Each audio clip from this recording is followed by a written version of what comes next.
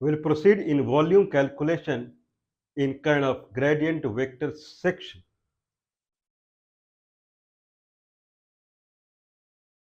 There is no as such involvement of gradient vector when we calculate volume of a sphere, but still we felt that this is the topic we should cover when we are taking thorough examination of coordinate system, vector, calculus, algebra, and numerical system. Then what would be the kind of volume of a sphere? So that is in question. So volume of a sphere through Cartesian coordinate system, through cylindrical coordinate system, we have seen. Now thrilling part, the thrilling part is what is the thrilling part is what is the volume of the sphere as far as the spherical coordinate system is concerned. So what is the volume of the sphere as far as a spherical coordinate system is concerned? So that is in question, and that will have a solution. So what we have seen till now, if I have a sphere, if I have a sphere and consider this is the point P on the sphere, any point P on the sphere, and a sphere is centered at the origin. So point P, the coordinate of point P is x, y, z. If it is 3D, it is 3D. So position vector from the origin to point P is xi plus yj plus zk. If that is the case, then gradient of this is gradient of this along x-axis, along y-axis. This is x-axis, this is y-axis, this is fxy or z. So, so the position vector of at any point P on the sphere is xi plus yj plus zk. If that is the case, then gradient is gradient dp by dx along x-axis is gradient gradient along x-axis is dp by dxi, dp by dx, dp by dx, that is along x-axis, that is I plus dz by dx k, dp by dy is j plus dz by dy k, what we have seen till now. So if I have a position vector, if I calculate gradient, if I see in 2D, if I see in 2D, then if I have a position vector in 2D, if same thing is analogous to 3D also. If there is a position vector P from center, if this is the position vector, then at this point the gradient of this position vector is tangential. Everywhere it is tangential. If it is tangential, then it is along the curve. If that is true, then the tangential vector, if I calculate magnitude, then it should give the curve length. But tangential vector is a velocity vector. So calculate the magnitude and calculate the integration. Calculate the magnitude and then calculate the integration. You will get the curve length, position vector, calculate the gradient, tangent vector, and then that is a velocity vector, calculate magnitude of it and do the integration, you will get the net collection, net curve length. Same for the sphere also. So if I have position vector P, then I have to calculate gradient along xy plane. If it is 2D, then it is y, then dy by dx. If it is 3D, then dz by dxy plane. So another form of doing dz by dxy plane is dz by dx. I'm sorry, dp by, if there is a position vector p, then dp by dx. dp by dx, that is the gradient of the position vector p. If that is the case, then if position vector p is xi plus yj plus zk, then dp by dx, dp by dy, if I do cross product, then it becomes dp by xy plane. Calculate the magnitude and then integrate over the xy plane, dA. So that comes as a square root of fx square, means dp by d dz dz by dx whole square plus dz by dy whole square plus 1 whole square root dA. Anyway, so we will leave this surface area. So this way, curve length in 2D and surface area in 3D. Okay. Now let's proceed calculating the volume of a sphere. So we will use primitive calculus fundamental. So consider this is x-axis. We are reiterating. We have already kind of communicated what is integration. If this is x-axis and this is x-axis, this is y-axis, and there is a function over fx is k. If function k is there, if then k is a constant line. Consider this is not a constant line. We will make it constant line. Okay, consider this is a flat line. It looks like flat line where this height is k. This is a flat line. So if I do the integration of this flat line, that is k, height is k, then it will calculate the area. If this line equation is k, then k is height at every place. If I do integration, it will give me the area.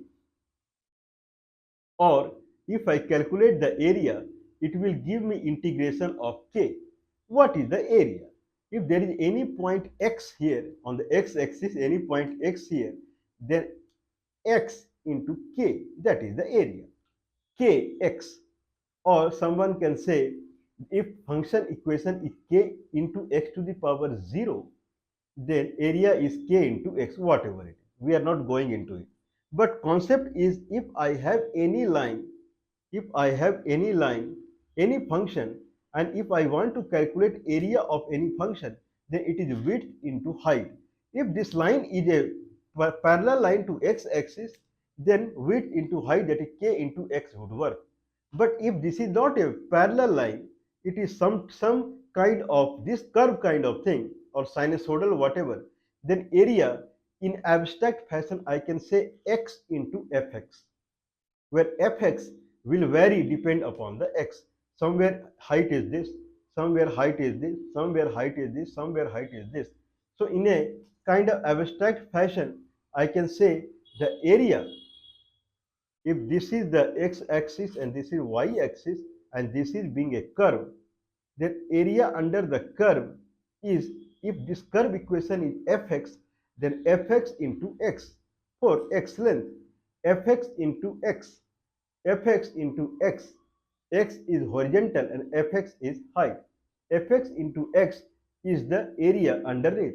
What we need here? We need one graph, one linear graph under which we need to calculate area, that is the integration. Just calculate the integration of fx.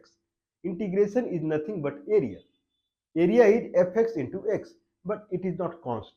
I can denote, if fx, consider fx equal to kx, then area will not be kx into x, kx square. It's not true, because kx is not constant, it is varying. So we can just say that kx into x, rather than area is kx into dx, kx dx. No, d comes in between, so that you don't multiply directly. That's why d comes into the picture. Kx is the fx into x, that is the area. Not true. If it is constant k into x, that is the area, that is rectangle. But if it is kx, then into x is not the area. So area is actually kx into dx, kx dx. D has come into the picture so that no one should multiply directly. Okay. Anyways, so if I have x-axis and if I have y-axis, that is fx, then if I have a graph of a curve, that is fx being the height at any point x, then area underneath it is fx into x, rather fx dx. So if I integrate fx along x-axis line integration, I get the area. Straightforward, right? Now, if I have xy plane, if I have xy plane and then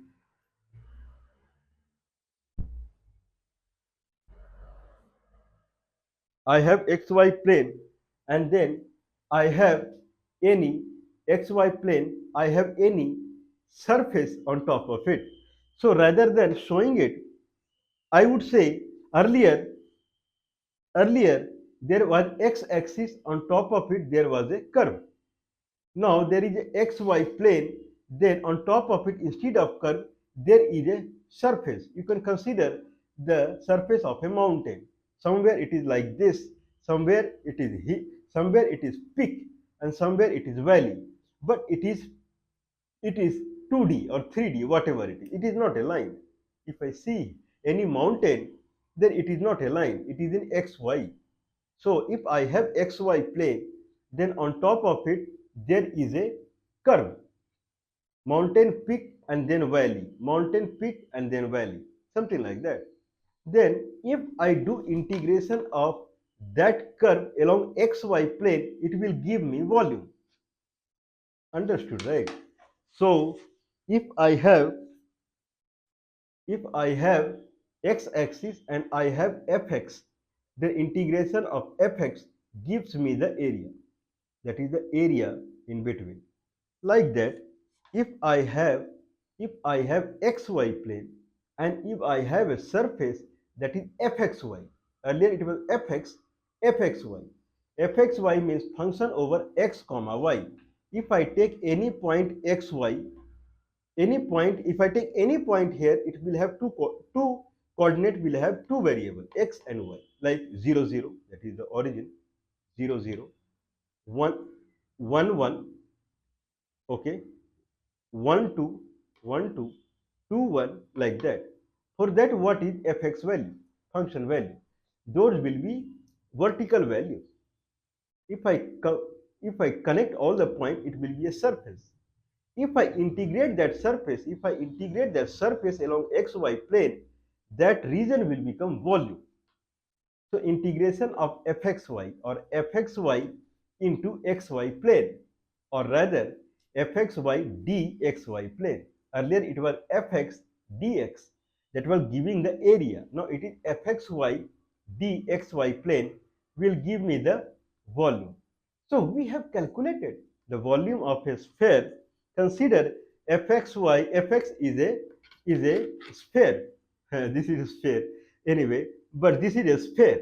So a sphere in the sense, if I take the surface of this sphere, if I take the surface and then remove it, only surface points. So those are function over x comma y. So if I take any, okay, if I take any x comma y, any set of x comma y, for that if I draw fxy, then it will result in many points. If I connect all the points, it will become like this.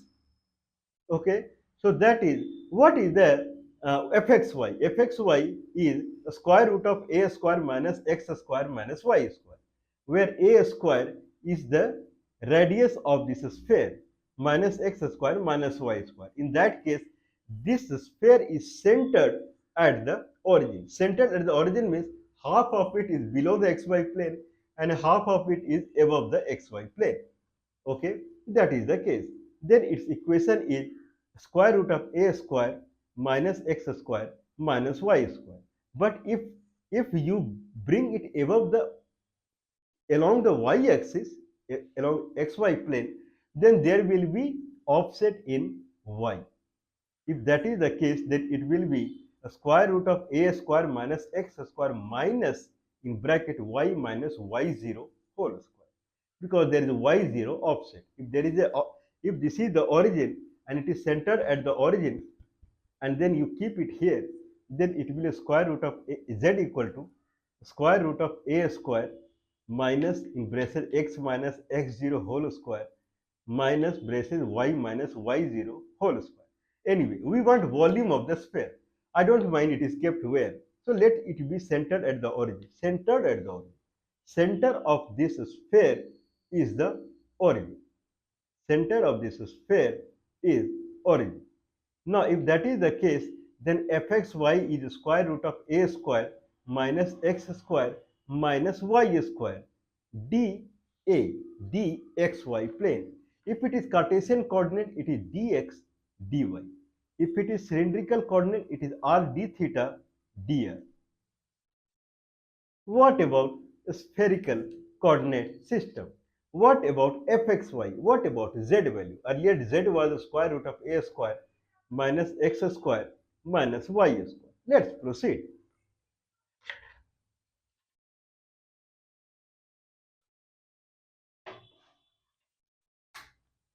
Okay, so what is a spherical coordinate system? So spherical coordinate system, if we see, then there is a xy plane. We saw xy plane. So this sphere, if this is a sphere, if this is a sphere, consider it is centered at the origin. If this is the sphere, then it is centered at the origin. If it is centered at the origin, then xy plane would cut it at the, if this is the height, then height is 2a, where a is the radius of a sphere. Then height is 2a. If height is 2a, means from the center, that is inside the sphere, from center height is a and another this is a. What is width? Width is 2a. What is y side? Then again 2a. So 2a, 2a, 2a, where a is the radius of the sphere.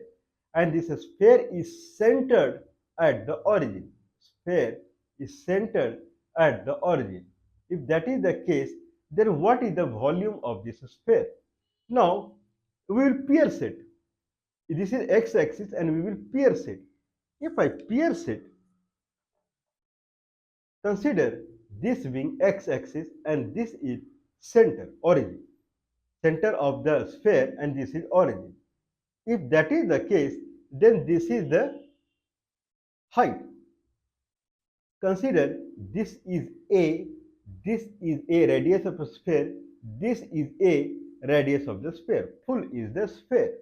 If that is the case, consider it make angle phi with the radius, with the vertical phi. Then if phi is 90 degree, then this radius is on xy plane. Now it can rotate in xy plane 2 pi degree. This angle is called theta. But if it rotates vertically, then this angle is called phi. Phi will go and it will reach pi by 2 and then it will reach pi. This is the maximum it would rotate. Whereas when phi is 90 degree, then this radius can rotate along the xy plane and angle theta can go 0 to 2 pi. We have demonstrated it. And if this is the radius a, this radius can go from 0 to a. So three variables are there. Radius from 0 to a, it moves in. Phi angle 0 to pi and theta angle 0 to 2 pi. Okay. So if theta is moving, then it is making horizontal arc. If phi is moving, then it is making vertical arc and radius. All three are perpendicular to each other. And that's how it is a coordinate system. All three components are theta and phi are perpendicular to each other. Arc is represented by some angle. Now, if we go with the book, then they will create a dV, a small volume dV. And dV, it will have three sides and they will integrate triple integration of the dV and they will find the volume. We are going through primitive calculus. Primitive calculus means that if you have a fxy and if you have a xy plane, simply integrate fxy along the xy plane and you will get the volume. The way you integrate fx along x-axis, you get the area. You integrate fxy along xy plane, you will get the volume. This is our solution.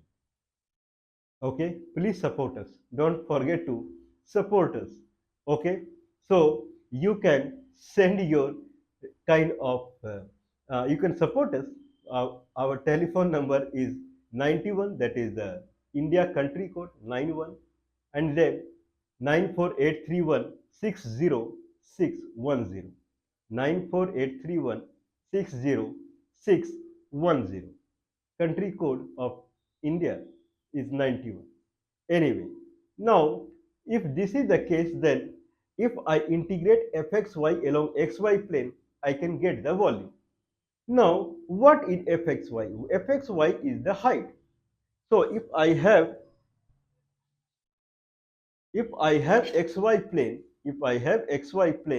then fxy is the height.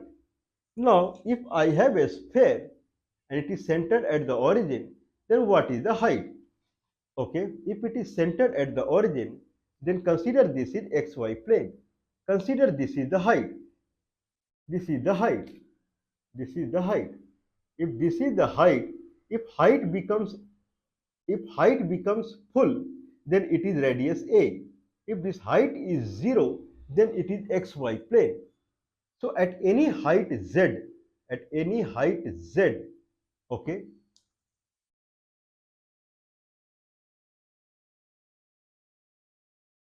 this is x-axis and this is the kind of radius. So this is a full sphere. Okay, now this phi angle from the vertical is 0. Let's make phi angle like this. If this is phi, then here this is the top of the sphere.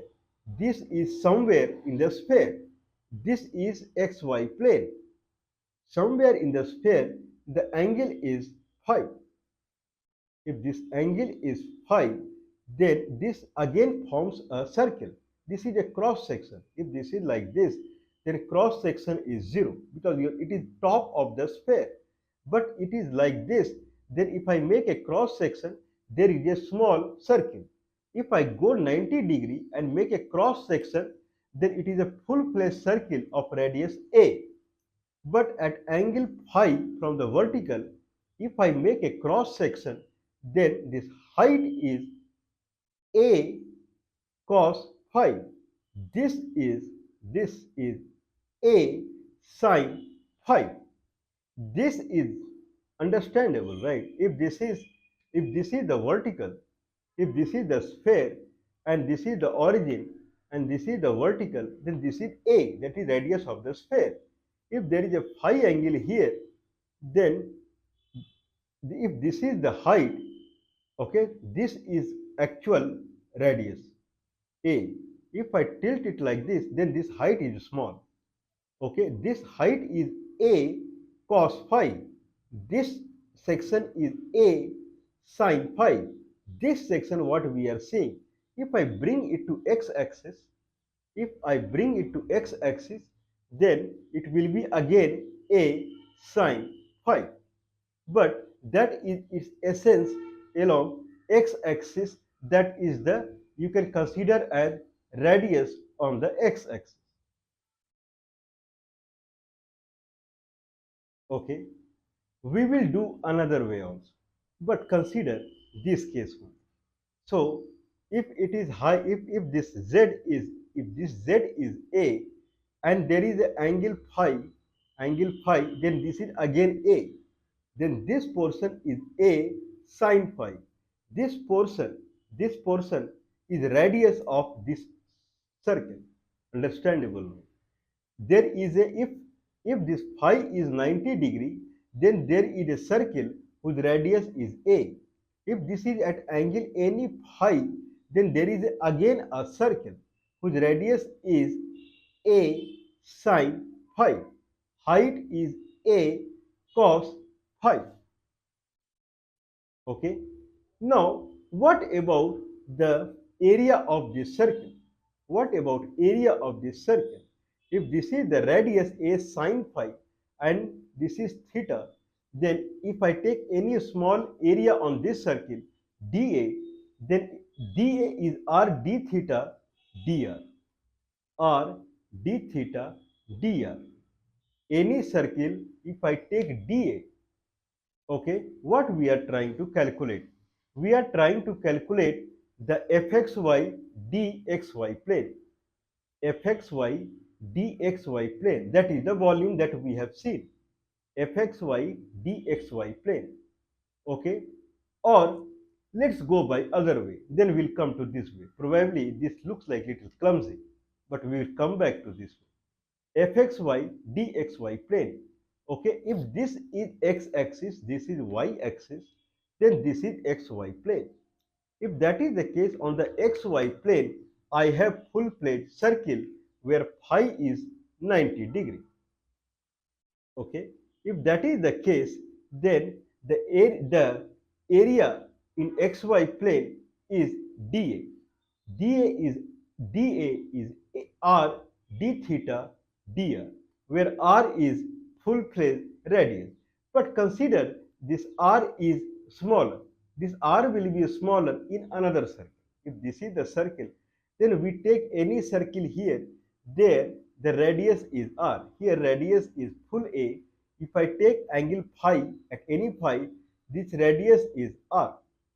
Then any dA is r d theta dr, or on the xy plane itself, if this is x-axis, this is y-axis, then this is xy plane, x-axis, y-axis.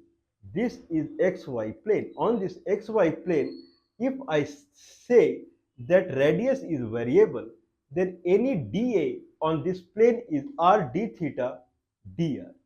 What is r is? R is variable, then r is not a, somewhere smaller. If this is somewhere smaller, this small, if I go up little bit and then take little bit high, that it becomes exact the end of a tip of the sphere. If that is the case, then if this is the r, then this is the r. If this is the r, then this r is a sine phi. Or in other way, if this is a and this is phi, then a sine phi falls on xy plane as r. So on xy plane, any dA is r d theta dr, where r is a sine phi. Understandable? Now, what is fxy? If, okay, so what we are trying to do? If this is a sphere and if I cut this sphere at the equatorial, so sphere is centered at the origin. So half of the portion is xy plane, above half is above the xy plane and bottom is below the xy plane. If that is the case, then if this is xy plane, then little bit higher is z. I cut it here. One is equatorial plane and one is at height z. I cut it here. If I cut it here, then there is a small circle that radius is a sine phi. This is what we saw. Radius is a sine phi. If radius is a sine phi, if this is the x-axis and this is a, then if phi angle is there, this radius is a sine phi. Their height is a cos phi. Height is a cos phi. What is equation of height? What is equation of height? Fxy. So if this is x-axis and this is height, at a, if I take any phi angle, what is the small height? That is a square minus r square. A square minus r square. This is the small circle. This is xy plane is a big circle whose radius is a. At height z, there is a small circle whose radius is r, that is a sine phi. Height is a cos phi, or height is a square minus r square, that is a square sine phi whole square. A square minus a sine phi whole square. Okay, and then square root, that is the height. If this phi angle becomes 0, then z, that is the height, that circle is do not exist. At the tip of a sphere, there is no circle. But if angle phi comes into the picture, then there is a circle. If phi is bigger, then there is a bigger circle. If phi is 90 degree, then it is a full-fledged circle on xy plane whose radius is a. If it is like this, then it is a circle whose radius is r, angle is phi. Then this r is a sine phi, height is a cos phi, or a square minus r square equal to z. So fxy, we have seen this in cylindrical coordinate system. So fxy is the square root of a square minus r square. So r is a sine phi. So a square minus r square. So a square minus a square sine square phi. So a would come out and it will be square root of 1 minus sine square phi. 1 minus sine square phi. Then it will become a cos phi. A cos phi. Now we have r d theta dr, or r dr d theta. R is a sine phi. A sine phi. So r we can replace with a sine phi. Dr, d of a sine phi. Then it will become a will come out, and d of sine phi is cos phi d phi. So already we have a cos phi, again a sine phi, again a cos phi d phi, then d theta. So a cos phi, a cos phi, and then a sine phi, and then a cos phi d phi, a to the power 3 cos square phi sine phi d phi I have to integrate, then d theta. What is integration of cos square phi sine phi? A to the power 3 I can keep outside. What is the integration of cos square phi sine phi d phi?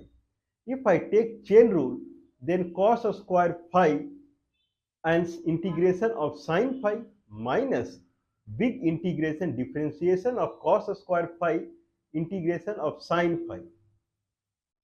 If I have fx and gx, if I calculate integration by part or chain rule, then it will be fx integration of dx minus big integration differentiation of fx and integration of gx, and then full integration. So if I consider the first function as cos square phi, next function as sine phi, then it is cos square phi integration of sine phi becomes minus cos phi. Integration of sine phi becomes minus cos phi. So it is as good as cos to the power 3 phi. Then minus big integration differentiation of cos square phi, that is 2 cos phi, differentiation of cos square phi is 2 cos phi minus sine phi, 2 cos phi minus 2 cos phi sine phi. Integration of sine phi is minus cos phi. Minus minus gone, it becomes 2 cos square phi sine phi again, and outside minus is there. This minus will go this side and it will become plus. So 2 cos square phi sine phi, and this side we were anyway integration of cos square phi sine phi. Anyway we are integrating cos square phi sine phi. If it goes this side, it becomes 3 integration of 3 cos square phi sine phi equal to minus cos to the power 3 phi. So 3 I can put it here. Then integration of cos square phi sine phi is minus cos to the power 3 phi by 3. Okay.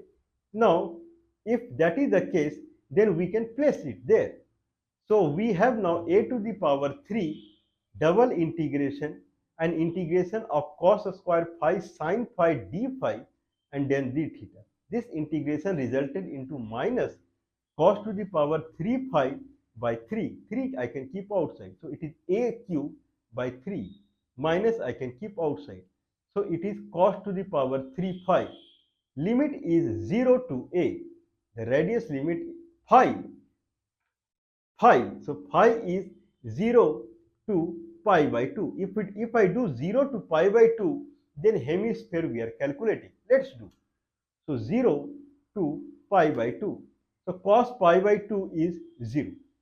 Then 0 is 1. So 0 is lower limit, it will come as negative. So outside we kept negative, negative gone, it is 1.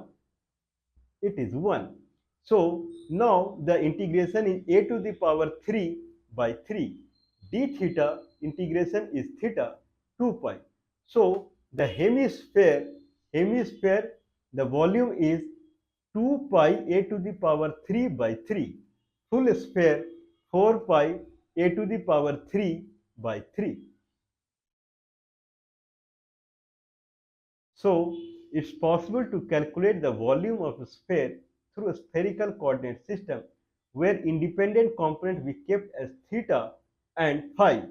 Independent component as theta and r we have seen in cylindrical coordinate system. Independent component and x and y we have seen in Cartesian coordinate system. So in a spherical coordinate system, we went through Cartesian coordinate system only, fxy, dxy plane. Here dxy plane converted into a sine phi, that is r, a sine phi d of a sine phi d theta, and fxy converted into square root of a square minus a square sine square phi. Then it came as a square root of 1 minus sine square phi, that is a cos phi, and then a sine phi, and then d of a sine phi becomes minus a cos phi d phi. A to the power 3 I can keep outside, and a to the power 3 I can keep outside, and then it it is not minus, it is cos phi. Differentiation of sine phi is cos phi. Resultant is a square root of 1 minus sine square phi, a sine phi, a cos phi d phi. Net becomes a to the power 3 cos square phi sine phi d phi. Integration by part, the integration of cos square phi sine phi is minus cos to the power 3 phi. In this phi angle, it begins from 0 and it goes till pi. We are calculating only top hemisphere. If that is the case, then 0 to pi by 2 minus cos to the power 3 phi, 0 to pi by 2. Pi cos pi by 2 is 0, and 0 being lower limit, it will come as minus. Minus minus gone, minus cos to the power 3 phi, minus minus gone, and it becomes 1. So net integration is a to the power 3 by 3. Integration of cos to the power cos square phi sine phi is minus cos to the power 3 phi by 3. So now integration is a to the power 3 by 3.